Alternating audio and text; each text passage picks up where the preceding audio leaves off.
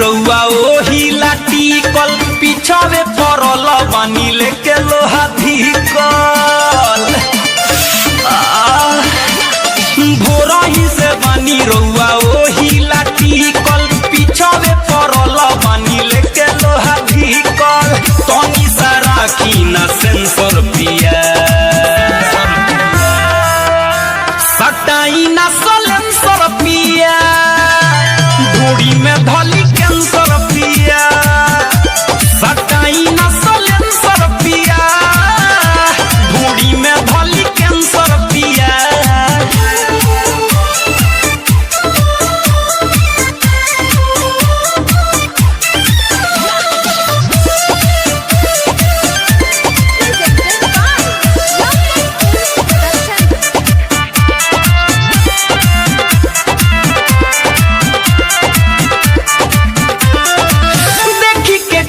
फेला भइल बाबूधी छुई ना हो खोतावे दूता दूधी ए राजा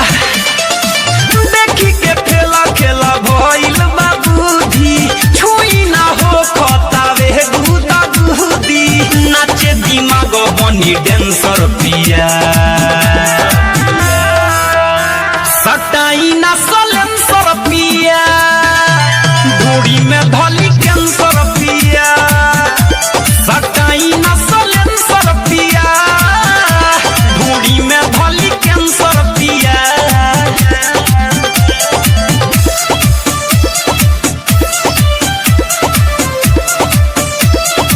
म्यूजिक बाय गौरव रोशन। आप सुन रहे हैं अमित पटेल की आवाज में।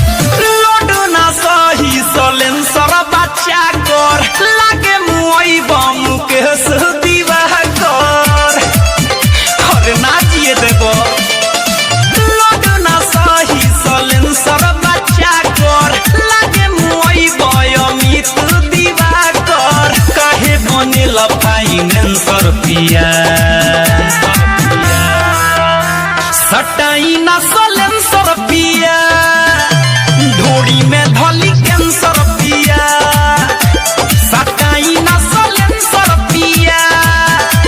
ढोड़ी में धली कैंसर पिया